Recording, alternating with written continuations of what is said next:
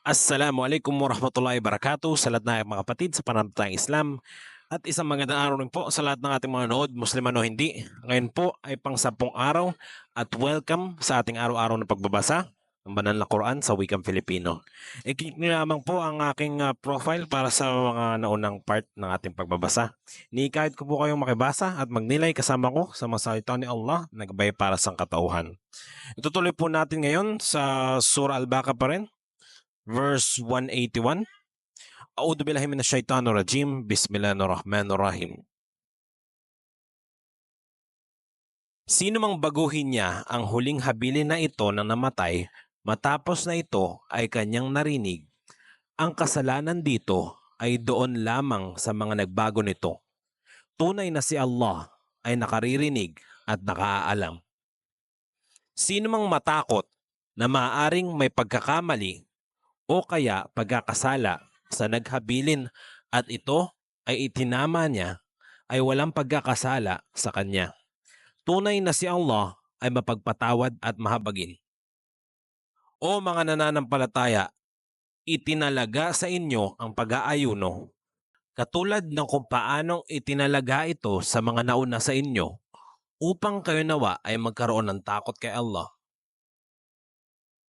Mga araw na tukoy ang bilang. Kaya sino man sa inyo ang may sakit o kaya ay naglalakbay, ay bayaran na lamang niya ito sa iba pang mga araw.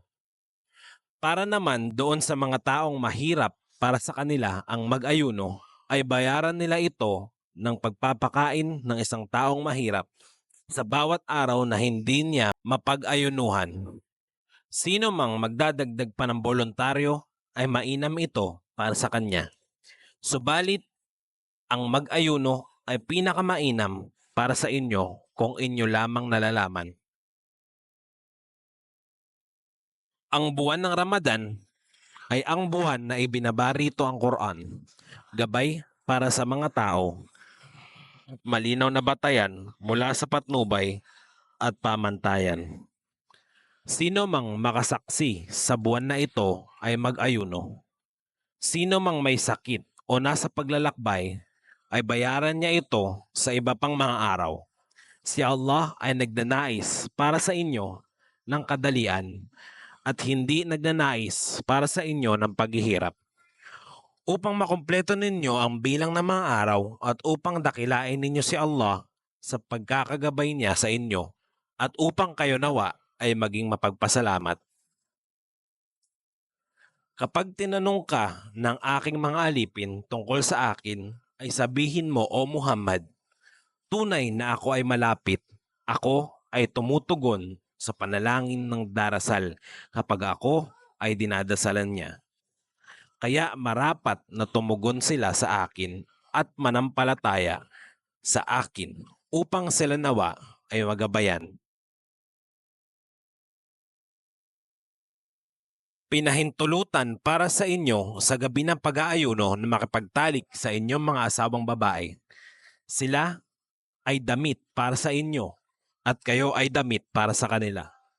Nalalaman ni Allah na nililinlang ninyo ang inyong mga sarili, kaya tinanggap niya ang inyong pagbabalik loob at siya ay nagpaumanhin sa inyo. Kaya ngayon, makipagtalik kayo sa kanila sa gabi at hangarin ninyo ang itinakda ni Allah para sa inyo. Kumain kayo at uminom hanggang sa maging malinaw para sa inyo ang puting sinulid mula sa itim na sinulid ng bukang liwayway. At pagkatapos ay kumpletuhin ang pag-aayuno hanggang sa paglubog ng araw. Huwag kayong makipagtalik sa kanila habang kayo ay nananatili para sa debosyon sa mga masjid. Yaon ang mga hangganan at itinakda ni Allah at huwag ninyo itong lapitan. Ganito nililinaw ni Allah ang kanyang mga talata para sa mga tao upang sila nawa ay matakot kay Allah. Huwag ninyong kainin ang yaman ng isa't isa na walang katarungan o gamitin itong pangsuhol sa mga pinuno o kaya ay gamitin ang bahagi ng kayamanan ng mga tao sa pagkakasala habang nalalaman ninyo ito. Tinatanong kanila, O Muhammad, tungkol sa mga bagong buwan. Sabihin mo, ang mga ito ay sukat ng panahon para sa mga tao at sa peregrinasyon sa Makkah. Hindi kabanalan na kayo ay pumasok sa inyong mga bahay sa likod nito. Bagkus, ang kabanalan ay nasa taong may takot kay Allah. Kaya pumasok kayo sa mga bahay, sa mga pinto nito.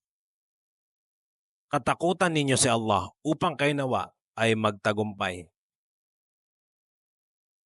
Makibaka sa landas ni Allah laban doon sa mga kumakalaban sa inyo sa panahon ng digmaan, subalit huwag kayong magmalabis. Tunay na si Allah ay hindi nagmamahal sa mga mapagmalabis. Patayin ninyo sila saan man ninyo sila matagpuan at palayasin ninyo sila mula sa kung saan man nila kayo pinalayas bilang ganti.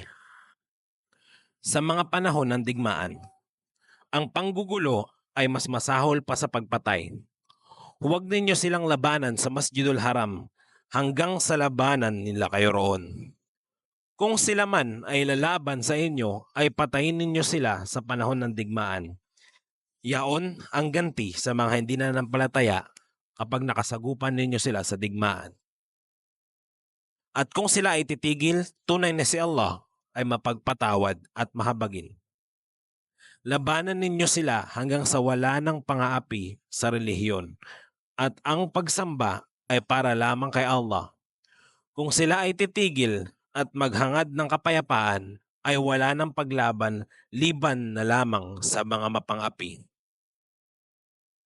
Ang pakikibaka ninyo sa banal na buwan ay dahil sa kasamaan na nagawa nila laban sa inyo sa banal na buwan bilang ganti sa kanila. Para sa lahat ng paglabag ay ang pinahihintulutang pagganti. Kaya sino mang sumalakay sa inyo ay salakayin ninyo tulad ng pagsalakay nila sa inyo. Katakutan ninyo si Allah at marapat na malaman ninyo na si Allah ay kapiling ng mga may takot sa Kanya. Magtustos sa landas ni Allah at huwag ninyong itapon ang inyong mga sarili sa pamamagitan ng inyong mga kamay sa pagkawasak. Magpakamatuwid kayo. Tunay na si Allah ay nagmamahal sa matutuwid. Kumplituhin ninyo ang obligadong peregrinasyon sa Makkah at ang voluntaryong peregrinasyon para kay Allah. Kung kayo man ay pinigilan ay gawin ninyo ang madali sa inyo na pagkatay sa alay na hayop. Huwag ninyong ahitin ang inyong mga ulo hanggang sa ang mga hayop ay makarating sa lugar ng pagkakatayan. Sino man sa inyo ang may sakit o may karamdaman sa ulo, kaya nag-ahit siya ng ulo ng mas maaga ay magbayad siya ng pag-aayuno. O kaya ay kawang gawa at pagkatay ng hayop. At kung kayo ay ligtas, para sa sino mang magsasagawa ng voluntaryong peregrinasyon sa panahon ng peregrinasyon sa Makkah at sinundan ito ng obligadong peregrinasyon, ay marapat na mag-alay siya ng hayop na madali para sa kanya. Sino mang walang katayang hayop ay mag-ayuno ng 3 araw sa panahon ng peregrinasyon at 7 araw sa inyong pagbalik sa inyong lugar. Ito ay 10 araw na kompleto. Ito ay para roon sa mga tao na ang kanilang pamilya ay wala sa paligid ng Masjidul Haram. Katakutan ninyo si Allah at dapat ninyong malaman na tunay na si Allah ay malupit magparusa. Ang peregrinasyon sa Makkah ay nasa mga buwan na nakikilala. Sino mang naging obligado para sa kanya ang peregrinasyon sa Makkah sa pamamagitan ng pagpasok sa ihram ay walang pakikipagtalik para sa kanya. Walang pagsuway at walang pakikipagtalo habang siya ay nasa peregrinasyon. Anumang gawin ninyong kabutihan ay nalalaman ito ni Allah. Magbaon kayo. Tunay na ang pinakamainam na baon na panustos ay ang takot kay Allah. Katakutan ninyo ako, o mga taong may bukas na pag-iisip. Wala kayong kasalanan kung kayo ay hanap ng biyaya ng inyong Panginoon sa panahon ng peregrinasyon.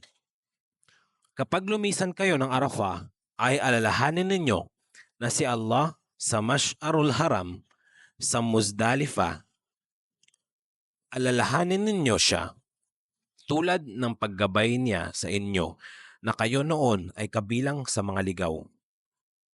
Lumisan kayo mula sa lugar na mula rito ay lumilisan ng mga tao at humingi kayo ng tawad kay Allah. Tunay na si Allah ay mapagpatawad at mahabagin.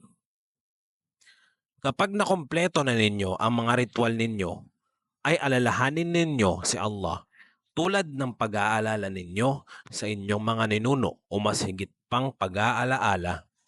Kabilang sa mga tao, yaong mga nagsasabing, "Aming Panginoon, bigyan mo kami ng kabutihan dito sa mundo." Subalit siya sa kabilang buhay ay wala silang bahagi. Hanggang dito na lamang po muna. Inshallah, bukas po natin pagpapatuloy ang kasunod nito. Maraming salamat po sa panonood at pakikinig, pakikibasa. Ganti pala nawa tayo ni Allah. Assalamualaikum warahmatullahi wabarakatuh.